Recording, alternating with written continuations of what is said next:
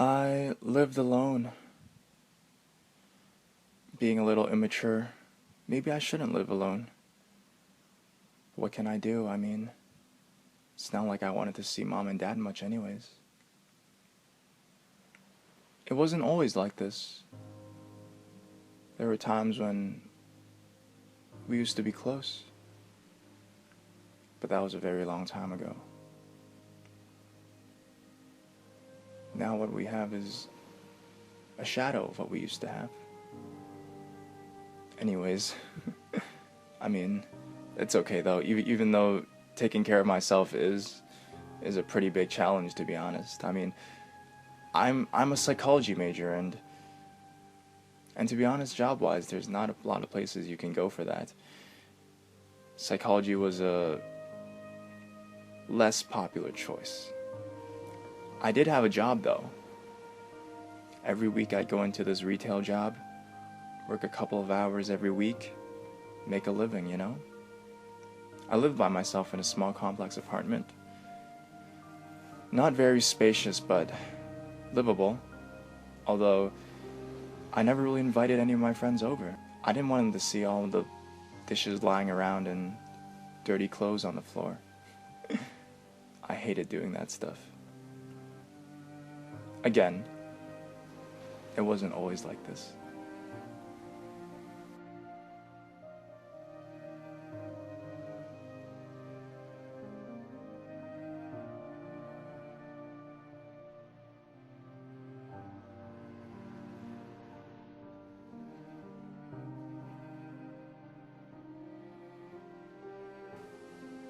As I drove away from my friend's old townhouse, passing by the small complex, I passed by the abandoned factory. Old, shivered, the size of an elementary school. At night sometimes when I passed by this factory, I could almost somewhat see a shadow inside. This time, I almost somewhat saw it again. I laughed to myself. Admittedly, I was tired. I checked the clock. Of course, it was 12 o'clock p.m. My car swerved into the long, busy main road. Normally the stores would be open, with lots of people, with cars whizzing by left and right, but at this time of night, on a Tuesday night, I could only see the lights of a few distant cars, very far away. Strangely, the cars were almost at an unreachable distance, with a glimmering fire behind them. No matter what, no cars seemed to pass me by at all. No cars were behind me. No cars were reachable. I stopped at the next red light. With about 10 minutes of driving, till the right turned into my quiet building complex, I checked the time again. It was still 12 o'clock. I checked the mirror. On the lane directly next to me, there was a blue taxi. I thought nothing of it until I looked back at it once again. Then I stopped. No, not again.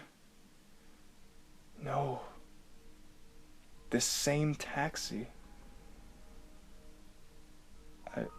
I've seen it before. But where? Yesterday?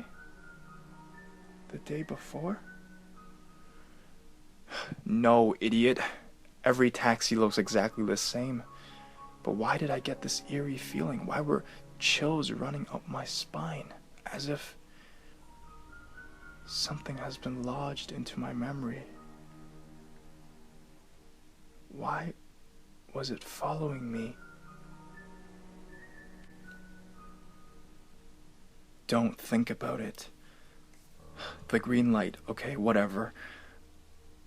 I accelerated to above average speed, distancing myself. The taxi seemed normal enough. I mean, All the taxis look the same, right? The distance between us pulled further away. Why was I always psyching myself out? Must be all the takeout I've been eating lately. Anyways, this was crazy. I calmed myself down. I looked at the clock. 12 o'clock. What? Just at midnight. I looked back at the rear view mirror. I stopped. There was definitely something off about this goddamn taxi. I couldn't pinpoint what it was, but something just seemed off. As I kept my eye on the taxi behind the distance between us, the distance was always 3 car spots away. I looked again. Yes, it was exactly the same length apart. I looked again. The taxi began swinging, moving in a motion ever so slightly, rocking left to right between our 2 lanes as if it was imitating a pendulum. What is this guy? Is he drunk? As I stopped at the red light that approached, it was the halfway point between my friend's house and my final destination. I looked again at the strange taxi. The distance between us was exact. 3 car spots between us. When we were driving, the distance between us was always 3 car spots. How had this person managed to maintain such a precise, deliberate distance? When the green light gleamed up, I immediately stopped on the gas pedal, speeding to 20 kilometers over the speed limit. I looked back into the mirror in a state of frenzy. Not only had the strange taxi remained exactly the same distance from me, it was swerving near manically, sliding in huge arches between our 2 lanes. This guy's crazy. I accelerated to 30 kilometers past the speed limit. I quickly looked back, still 3 car spots. How the hell? I looked ahead. I was about 2 lights away from my right turn. The light right in front of me was a yellow, now turning red. No more, I said. I couldn't take it. I sped up and ran past the red light. The taxi stopped behind me, ceasing its manic attack. I was safe. I quickly made a right turn and swerved into the little street, away from that long one-way main street, away from the madness. I took another quiet left and was in the safety of the quiet, peaceful residential area. I let out a sigh of relief. It was over. The pace of my car and my heart began to die down. I made a final right turn into the entrance of my underground parking lot. Past this point, anyone entering would need a residence permit. I parked into my parking spot, and as I was leaving my vehicle, I noticed something strange. The time, 12 o'clock p.m. How is that even possible? When I was leaving my friend's house, it was 12, but that was at least 25 minutes ago. I know it. I've been there and back before. Wait, but every time I checked, it was always 12. I sped out my car. I wanted to go back to my crappy apartment, to my mediocre life. I wanted to forget this night, the taxi, the time. Just then, I felt something behind me. I turned around, and there it was, parked there. I looked closer. It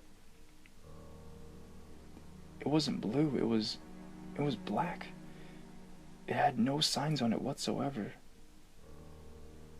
And as I walked closer towards it, I realized that it was empty. But the car was definitely on.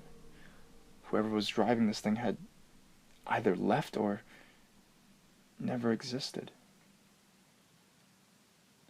Something drew me closer to it. I proceeded with caution, but I also proceeded with a sense of knowing. I know this. I walked over and opened the passenger door. I knew I would find something, and I did. What I saw inside made my heart quiver, and tears flow out of my eyes. It was my brother's old backpack. The police had said it had gone missing. I mean, after that night, we went on that midnight cruise and I had one too many to drink. I mean, we didn't bother to find the backpack. That night, me and my brother went out for a drive, and I guess I took too many, and I eventually crashed into a lamppost. I myself ended up with minimal chest injuries, but the collision, 90 miles per hour in a residential area, had snapped my brother's neck, killing him instantly. It was that day, 12 o'clock p.m. It's been that day this taxi has always been following me.